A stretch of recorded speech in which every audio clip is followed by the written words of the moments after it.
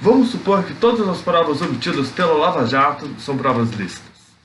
Vamos supor que nenhuma ilegalidade foi cometida e que todas as informações constantes no processo são verídicas, são verdadeiras.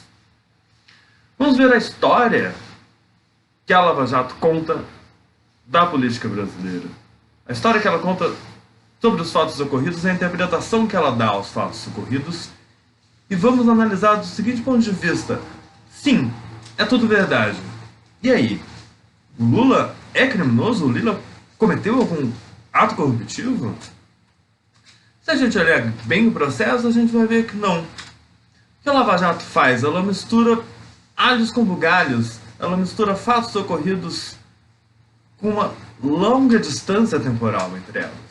Fatos ocorridos em 2003 com fatos ocorridos em 2014, como se tivesse acontecido um dia depois do outro, e sem dar grandes explicações sobre por que uma coisa tem a ver com a outra, e quais são as causas e consequências envolvidas nesse grande processo que leva nós a crer que Lula é um sujeito corrupto, um sujeito vendido, uma pessoa que se vendeu para o capital e que cometeu uma presidência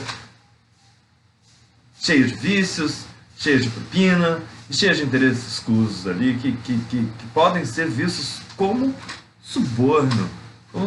Como esse crime previsto no artigo 317 do Código Penal, que é sob o qual Lula está sendo condenado. Lula está sendo condenado por se vender, por vender sua atuação funcional como presidente da República em troca de benesses auferidas depois do mandato. Em primeiro lugar, o que descaracteriza essa narrativa? Exatamente o fato de que todas as vantagens auferidas pelo presidente da República, supostamente numa relação corruptiva, se deram quando ele já não era mais presidente da República. Se deram em um contexto em que o presidente Lula ele já tinha uma atuação civil convencional, uma atuação profissional, uma atuação cidadã, uma atuação livre, uma atuação de quem não tem mais vínculo com o serviço público. E essa atuação é exatamente essa atuação que foi revelada pela Lava Jato com suas provas, mostrando que Lula realmente recebia cachê de palestras que ele realizava. Lula recebia doações para o instituto com seu nome. Lula recebia doações na forma de armazenamento de bens pessoais. E Lula oferia vantagens pessoais na forma de eventuais reformas em imóveis de seu uso, como aconteceu no caso do apartamento no Guarujá, no caso do sítio de Atibaia. O que temos aí, então, enumerado pela Lava Jato? O que a Lava Jato nos revela? A Lava Jato nos revela que, assim que saiu da presidência no fim de 2010, Lula começou a se dedicar a atividades privadas, atividades profissionais. Ele se tornou relações públicas de grandes corporações. Ele abriu empresas com rendimentos milionários, a LILS, que tinha uma receita média superior a R$500 mil por mês ao longo de todo esse período, entre 2010 e 2015. A gente teve o Instituto Lula, que também oferiu receitas, no caso, doações de dezenas de milhões de reais, por empresas de diversos setores. E a gente teve outros tipos de vantagens oferidas pelo presidente, reformas, doações e outros tipos de bens materiais, por assim dizer, que estão todos situados entre o fim de 2010, começo de 2011 e 2014, grosso modo, que é quando acontece os visitas ao apartamento do Guarujá, que é o bem, ou a vantagem, né, que fundamenta a primeira sentença condenatória contra o presidente, datada de julho de 2017. Ora, o que essas vantagens materiais, que na verdade são remunerações por prestação de serviço, doações de natureza institucionais e outros tipos de doações inseridas em contexto profissional institucional de atuação do presidente da República como relações públicas, como relações institucionais, um tipo de atividade profissional e laboral totalmente comum para ex-autoridades. Todo tipo de autoridade, algumas vezes até ainda no cargo, ofere receitas de palestras, de atuação institucional. Qual ex-presidente de grande notoriedade não partiu para a atuação institucional? No Brasil, Fernando Henrique Cardoso abriu um instituto com seu próprio nome, e oferiu receitas milionárias, situações de empresas, muitas delas, inclusive empreiteiras. A gente tem, em todos os ramos do poder público, pessoas que abandonam a sua atuação e vão atuar no setor privado, como prestador de serviço, como consultor, como palestrante. E a gente tem, de outro lado, o outro lado dessa moeda, que é aquilo que a Lava Jato vem a argumentar. Lula se vendeu. Se vendeu por quê? O que diz a denúncia da Lava Jato?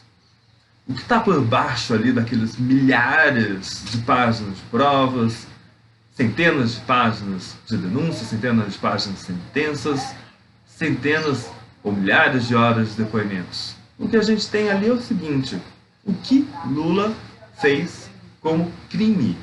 Qual foi o ato cometido de forma ilegal por Lula que garantiu a sua remuneração, a sua retribuição, de forma que ele foi retribuído anos depois por isso?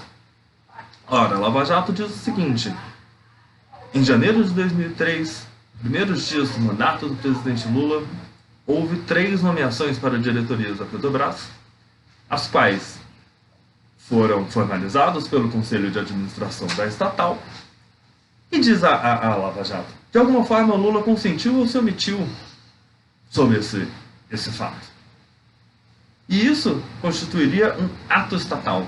E esse ato estatal, que é um ato omissivo, suposto de que ele saberia de que a natureza dessas nomeações era ilícita e ainda assim não tomou nenhuma providência a respeito, isso estaria de alguma coisa vinculado a atos acontecidos 10 anos mais tarde, a partir do fim dos mandatos, quase uma década depois, a partir de 2010, 2011, 2014, quando tem a reforma do Guarujá, e que aqui, esse bloco de fatores aqui, que são remunerações feitas ao presidente na forma de doações ou de cachês, ou de benfeitorias em imóveis de uso possível do presidente, ocorridos entre 2011 e 2014, e atos ocorridos em janeiro de 2003, uma década antes,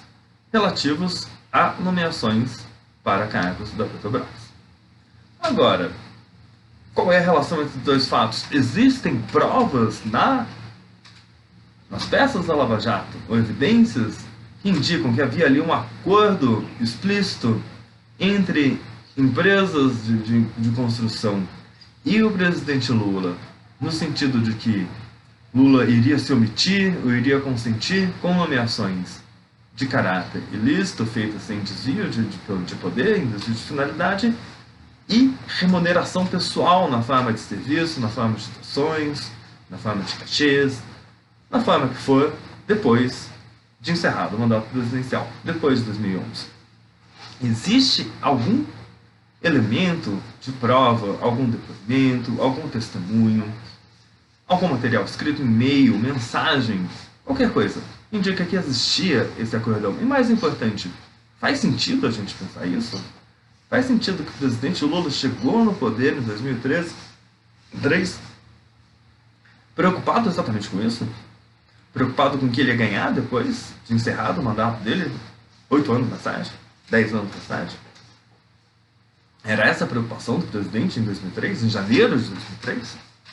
Acredito que não. Isso porque a afirmação feita pela Lava Jato, toda a narrativa, toda a história construída pela Lava Jato, ela não faz sentido. Ela não para em pé. A Lava Jato, ela carece de lógica narrativa na sua condenação ao presidente Lula. Não é um elemento de prova que está faltando. Na verdade, prova tem bastante. A Lava Jato, uma coisa que ela não pode reclamar de prova, ela amealhou a maior quantidade de provas que ela poderia. Poucas operações judiciais no mundo conseguiram amealhar essa quantidade de provas. O problema é que atrás dessas provas muitas vezes não há crime. E esse é o caso do presidente Lula. O que você vê ali são ações de natureza diferente que a Lava Jato de alguma forma tentou relacionar.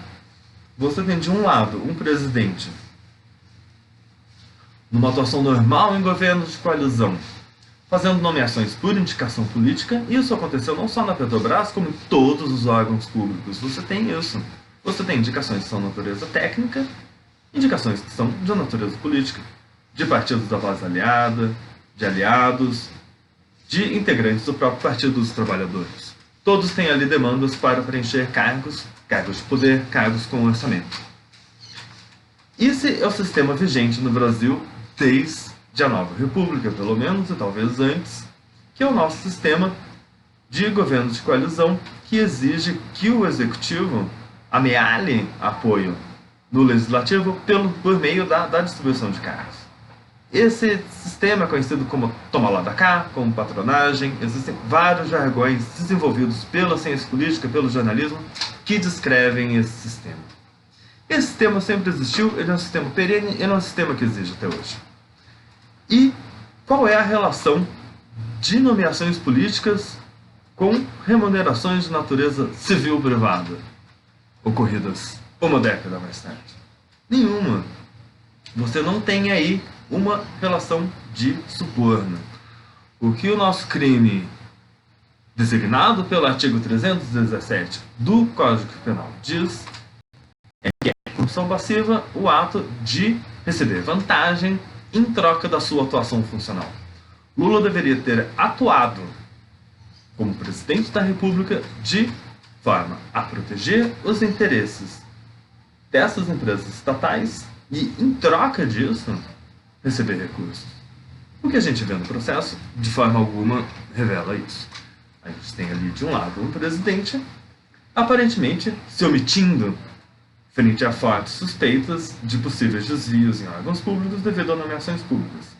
Isso pode ser considerado um ilícito? É possível.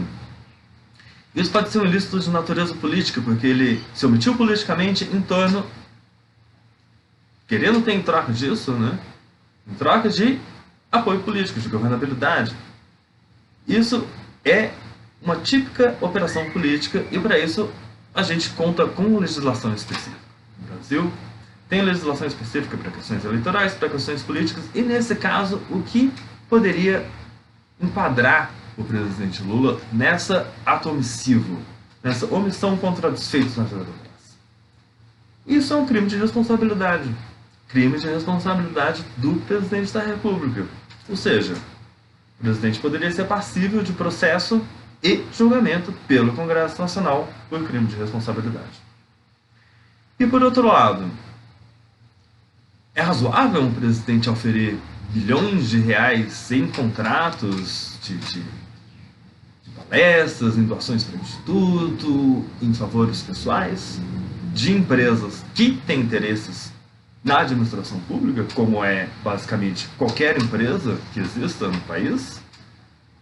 Sim, isso é passível de ser considerado um desvio ético ou algo inadequado. A gente tem casos, por exemplo, altos executivos de agências reguladoras, eles são proibidos de exercer atividade privada de certas naturezas, uma vez que abandonam o cargo, uma vez que eles detêm posição estratégica, cargos estratégicos, informações estratégicas. Não há lei semelhante a isso para o presidente da República. Até essa lei existir, as rendas auferidas por um ex-presidente, sejam quão altas forem, por meio da sua atuação privada, institucional, prestação de serviço, atividade laboral, não tem nenhum tipo de restrição. Há uma crítica, e é uma crítica mundial. O presidente Obama é criticado por oferir receitas muito altas com palestras da ordem de milhões de dólares. E de que ponto isso pode, de alguma coisa, distorcer a sua atuação política, né? De alguma forma, isso daí é algo que depõe contra disposições éticas, contra a honra do cargo da presidência da República. É possível que isso venha a ser regulado. Enquanto isso não for regulado por uma lei, as rendas auferidas pelo presidente Lula depois de 2010, depois que ele saiu do cargo de presidente da República, são absolutamente lícitas. E elas não têm, dizem as provas amealhadas pela Lava Jato, nenhuma relação direta com atos proferidos pelo presidente durante o mandato.